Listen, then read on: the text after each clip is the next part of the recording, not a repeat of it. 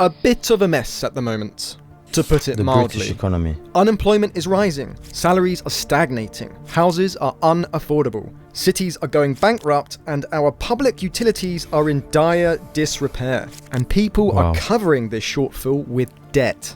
But what if I told you that we've actually been here before, and that this slump was set in motion almost 60 years ago, with these boring British townhouses? These quintessentially British living quarters are the remnants of a forgotten financial crisis that actually saw house prices become even more unaffordable than they are today. Depending on who you ask, the 1960s was either an era of free love and radical thought, or an overrated blip of colour in a drab decade. Came to the economy, Britain was going through a dark period, and it was all because of the housing situation. Victorian architecture and quaint villages were torn up to be replaced by brutalist tower blocks and commercial centres. Let me know your thoughts in the comment section down below, what you think in regards to this whole situation. Instead of white picket fences, suburbia sprawled with glaring brickwork and factory backdrops.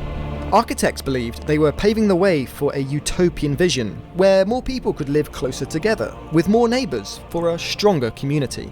In reality, the rapid growth of the housing market almost tanked the country's finances completely. And those tower blocks didn't house any more people than the streets anyway. They needed more space to separate the community housing as per health and safety considerations. And instead of improving the I think the rich just wanted to live completely separate from the poor. So this way they feel more safer. You know, the house prices of the rich, for the rich, can rise up even faster because, you know, it's safer. Only the rich people. This is the rich people's area. Think of Hunger Games districts, different districts. Improving the living conditions of the growing population, the rows of subpar new builds made things worse for everyone. But the spoiling of the British landscape wasn't just down to wannabe revolutionaries. It was a result of the government trying to control the economy with strict mortgage rationing. The post-war boom was over and the rise in population was getting expensive. In 1964, Harold Wilson's Labour Party ended the Conservative Party's 13-year rule. Under Tory reign, economic growth had been inconsistent, especially when compared to Her Majesty's European neighbours. Britain's annual trade deficit was around £800 million, which was about 1.8% of the GDP.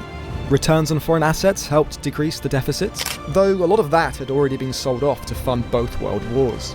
But it also came from borrowing from foreign lenders and the sales and returns of domestic UK assets.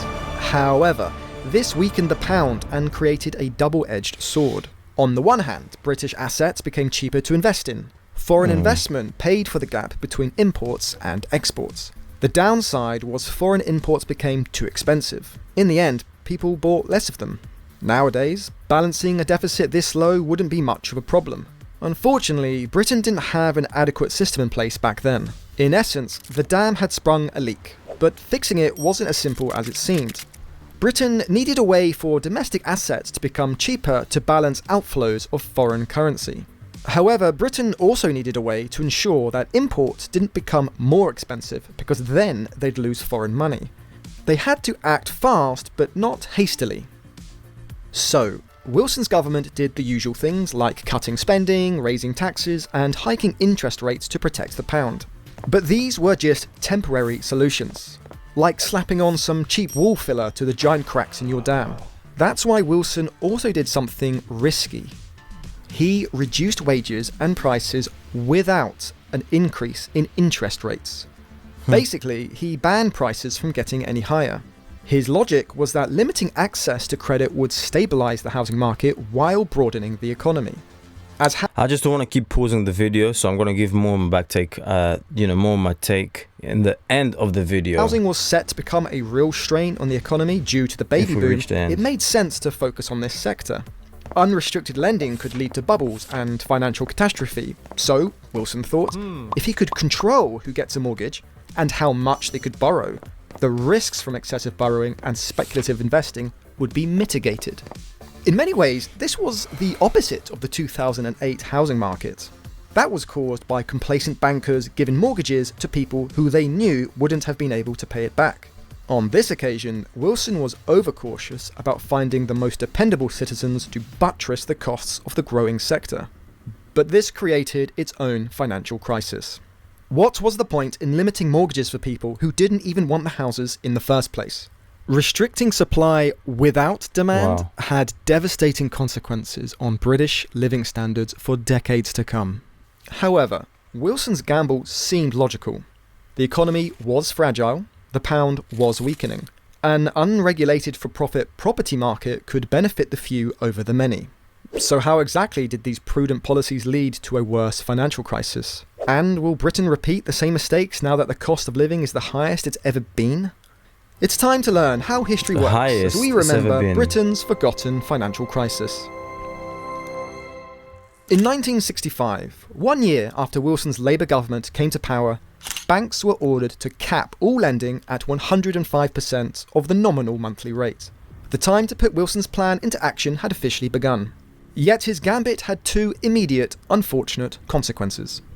The first was that the economy was so shaky that homeowners simply couldn't access enough financing to purchase their homes because there wasn't enough capital to go around.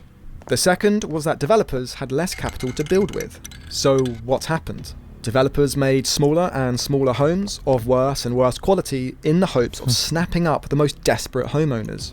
This created a false sense of supply and demand. Sure, there was demand for housing. There would always be a demand for housing when a population grows, but the demand was for good housing. Unfortunately, the supply of good housing sucked, and as developers lowered the quality of housing to get the most out of their limited resources, demand stagnated. This feedback loop meant developers were disincentivized to create better housing, and the government believed things were going well because there was always a queue of people needing homes, so they were disincentivized to release more capital. The fact that normal citizens were put in dire straits didn't seem to bother either group. Yet this feedback loop persisted. The economy didn't get much better, and housing quality got worse and worse. Strangely, standards had been recommended years earlier in the Parker-Morris Report of 1961. Proposals emphasised the need to distribute heating better, so parlours were abandoned in favour of two living spaces. One would be quiet or communal, like where your TV would go, and another would be for eating, with an enlarged kitchen for modern appliances. Unfortunately, it wouldn't be until 1967 that these recommendations became mandatory in public housing. By that time, developers had created a bountiful stock of bad homes. The only good thing about this period was that at least housing prices stayed relatively stable. Volatility from price increases were decades down the line. But even if you could afford a home, the mortgage rationing became another obstacle between you and home ownership. Frustration from being locked out of the market contributed to economic stagnation because getting onto the property ladder was burdensome, so families opted to rent or move in together. There were all these new houses at stable prices, but no one was buying them. Plus, the only way for developers to economise on mortgage scarcity was to make homes easier to afford, which meant making them shoddier. In essence, the housing market suffered from shrinkflation. Between 1966 and 1977, 77% of new builds were below 1,000 square feet. Almost half of the previous stock had 2 reception rooms, whereas only 1/3 of new builds had them. Buyers had a choice: buy a bad house at the market price, or get a discount on an even worse home. If you think your renting situation is dire, spare a thought for young families trying to get a start in life during the mid-60s. It makes Harry Potter's cupboard under the stairs seem like a trendy studio apartment. As you can expect, the divide between the haves and have-nots widened social inequalities. Middle-class families could turn to the private property market with higher living conditions and more space. These builds came with all the luxurious trimmings of the 1960s. Integrated garages, spacious well-lit halls, and garden patios to capitalise on the British summertime. All 2 weeks of it. Compare that to the Victorian housing that was torn up in the first place, and it was clear how neighbours were on a more even playing field. But by 1965, Wilson's government was already sensing that their plan wasn't working. They introduced some tax revamps to reduce the pain of home ownership. To start, they introduced Britain's first ever capital gains tax. However, owner-occupied houses were exempt, which made them more tax-advantaged than other assets. In layman's terms, this reduced the costs of buying a home so that they became a more tantalising investment compared to other assets. The plan was to attract those with spare cash to use their investments to prop up the housing sector. But this didn't help. It was the Look, it's all about the have and the have-yots. He said it perfectly on this video. I feel like this is history, but I feel like this is the current existence that we're going through right now in the UK. Haves and have-yots. If you don't decide to sacrifice 2 years, 3 years, 5 years of your life and say, you know what, I'm just going to save, and try to invest as much as possible so I can set myself up for a decent future. If you don't do that, my friend, no one is coming for you. No one is coming to save you. Only you can make this happen for yourself. Aren't you sick of seeing other people live decent lives? Aren't you sick of getting super excited for the weekend, like, oh, I can't wait for the weekend?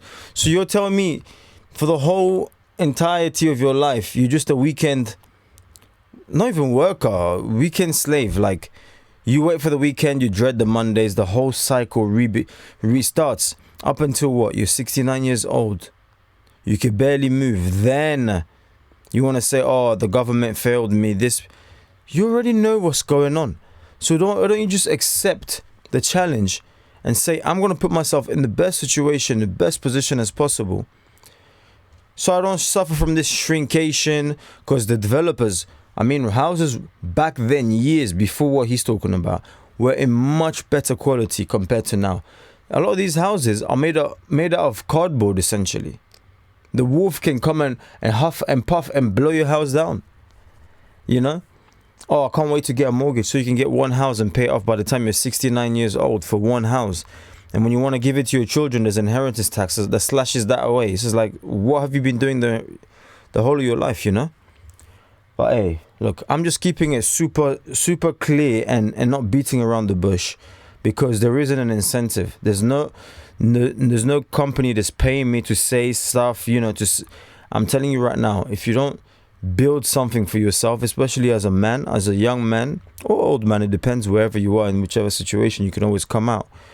I'm telling you, you are going to get decimated in real time because the world has shifted from, you know, the have-nots and the have-yots, as I said. But yeah, let me know your comments anyways in the comment section. I want to hear from you. Like this video, share it, and I'll probably do a part 2 to this.